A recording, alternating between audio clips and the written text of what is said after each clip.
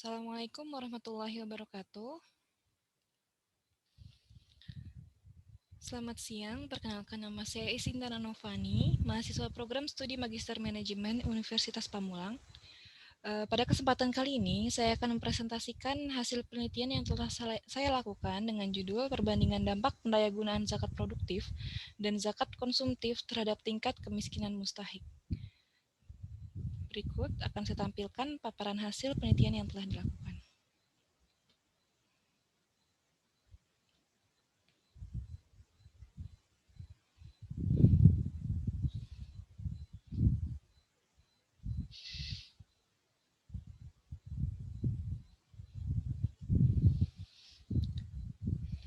Baik, hal yang menjadi latar belakang dalam penelitian ini bahwa kemiskinan masih menjadi persoalan bagi bangsa Indonesia, tidak hanya di wilayah terpencil, akan tetapi juga di kota-kota besar. Menurut data BPS, tercatat bahwa jumlah penduduk miskin di Indonesia naik sebesar 5,09% di tahun 2020.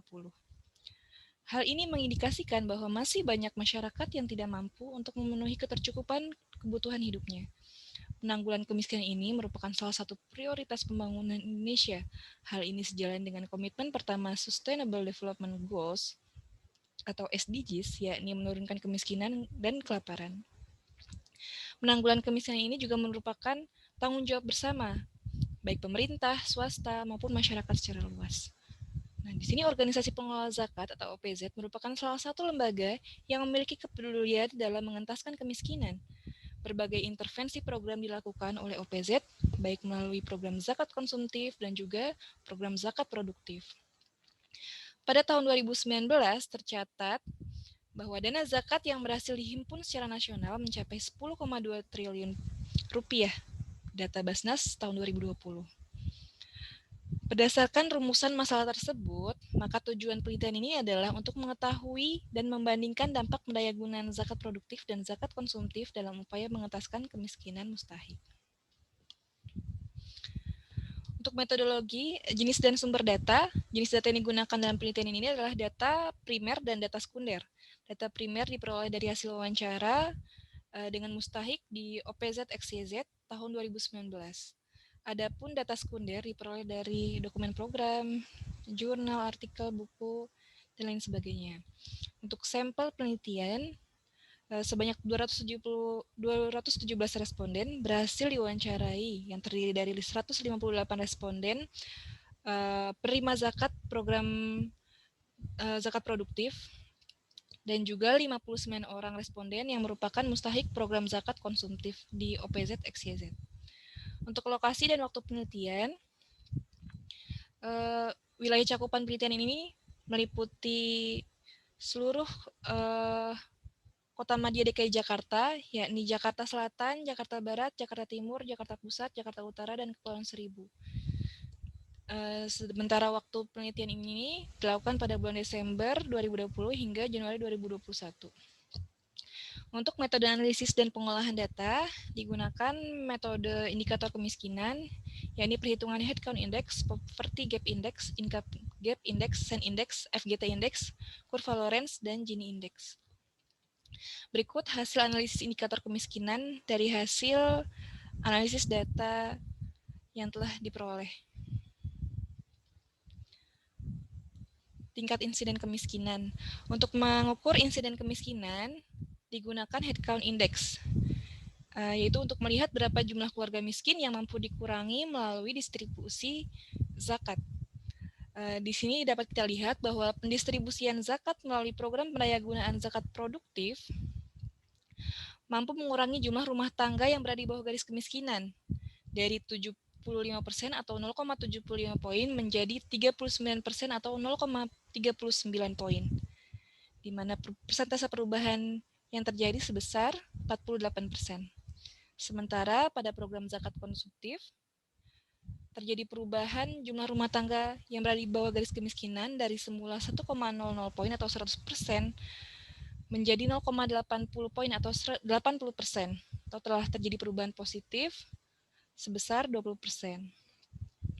Dari hasil perolehan Headcount Index ini, dapat kita lihat bahwa terjadi penurunan jumlah keluarga miskin dari hasil pendistribusian zakat produktif dan juga zakat konsumtif.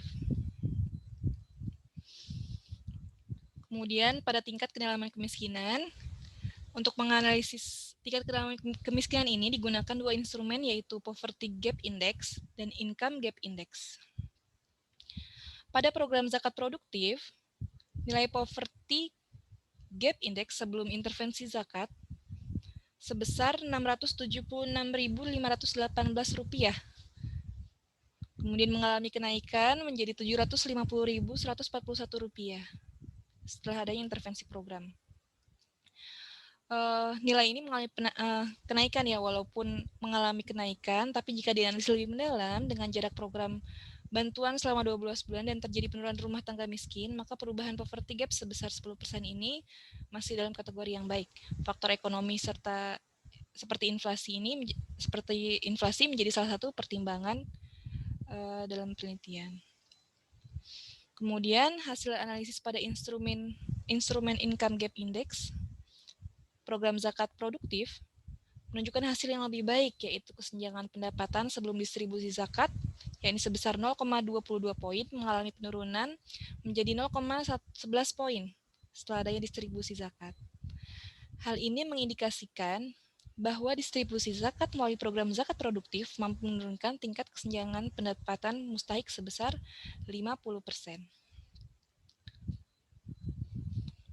Kemudian pada program zakat konsumtif dapat dilihat bahwa nilai poverty gap sebelum intervensi program pendayagunaan zakat konsumtif adalah Rp683.343. Kemudian setelah adanya distribusi zakat mengalami penurunan menjadi Rp153.760. Terjadi penurunan di mana persentase perubahannya sebesar 77%. Adapun pada nilai Income Gap Index juga terjadi penurunan dari semula 0,29 poin menjadi 0,05 poin, atau terjadi persentase perubahan sebesar 84%. Hal ini pun mengindikasikan bahwa distribusi zakat melalui program zakat konsumtif mampu menurunkan tingkat kesenjangan pendapatan mustahik sebesar 84%. Kemudian tingkat keparahan kemiskinan diukur dengan menggunakan SEN Index dan juga FGT Index. Pada program pendayagunaan zakat produktif, nilai SEN Index atau P2 sebelum distribusi zakat sebesar 0,85 poin, kemudian mengalami penurunan setelah adanya distribusi zakat menjadi 0,39 poin atau dengan persentase perubahan sebesar 54%. Begitu pula dengan FGT Index yang semula 0,05 poin menjadi 0,01 poin setelah adanya distribusi zakat, atau terjadi perubahan sebesar 75%. Pada program zakat konsumtif, nilai SEN Index sebelum distribusi zakat sebesar 1,13 poin, kemudian mengalami penurunan setelah adanya distribusi zakat menjadi 0,85 poin, atau terjadi perubahan sebesar 25%.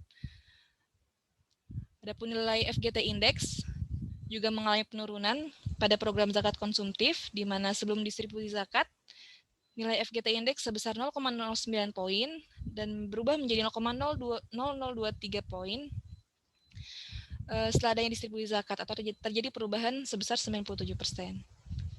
Perolehan nilai SEN Index dan FGT Index tersebut mengindikasikan bahwa pendistribusian zakat kepada mustahik baik melalui program zakat produktif dan konsumtif mampu mengurangi kesenjangan pendapatan di antara keluarga miskin.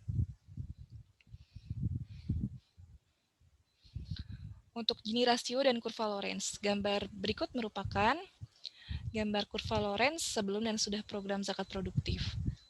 Dengan membandingkan nilai koefisien Gini pada kedua kurva tersebut, maka diperoleh kesimpulan bahwa terjadi penurunan nilai koefisien Gini sebelum adanya bantuan zakat, yakni 0,179 poin menjadi 0,025 poin setelah adanya bantuan zakat. Penurunan ini mengindikasikan bahwa pendistribusian zakat melalui program zakat produktif dapat menurunkan tingkat kesenjangan kemiskinan di antara keluarga mustahik. Untuk gambar berikut merupakan gambar kurva Lorenz sebelum dan sudah pada program zakat konsumtif. Dilihat bahwa Gini koefisien yang diperoleh Sebelum dan setelah adanya program juga mengalami penurunan dari 0,188 poin menjadi 0,069 poin. Hal ini pun mengindikasikan bahwa pendistribusian zakat melalui program zakat konsumtif dapat menurunkan tingkat kesenjangan kemiskinan di antara keluarga miskin. Kesimpulan yang dapat kita peroleh dari hasil analisis tersebut bahwa program zakat produktif dan program zakat konsumtif mampu mengurangi tingkat kemiskinan mustahik sekaligus meningkatkan kesejahteraan mustahik. Namun, pendaya gunaan zakat produktif lebih mampu mengurangi kemiskinan dibandingkan dengan zakat konsumtif yang dilihat dari nilai headcount index. Hal ini dikarenakan program zakat produktif merupakan program pemberdayaan usaha sehingga potensi untuk pengembangan dana zakat yang diberikan dapat lebih berdaya guna karena terdapat perputaran dana pada usaha milik mustahik. Sementara pada program zakat konsumtif, bantuan yang diberikan berupa charity atau bantuan konsumtif bagi rumah tangga mustahik, sehingga potensi pengembangan dana bantuan tersebut relatif kecil. Program pendayagunaan zakat produktif dan zakat konsumtif juga mampu menurunkan tingkat kesenjangan pendapatan di antara keluarga mustahik setelah adanya intervensi program. Pendapatan antar keluarga miskin tersebut menjadi lebih merata dibandingkan sebelum zakat didistribusikan. Baik, sekian presentasi dari saya. Mohon maaf atas segala kekurangan yang ada. Saya juga menerima segala masukan untuk perbaikan dan juga peningkatan penelitian yang telah saya lakukan. Terima kasih. Assalamualaikum warahmatullahi wabarakatuh.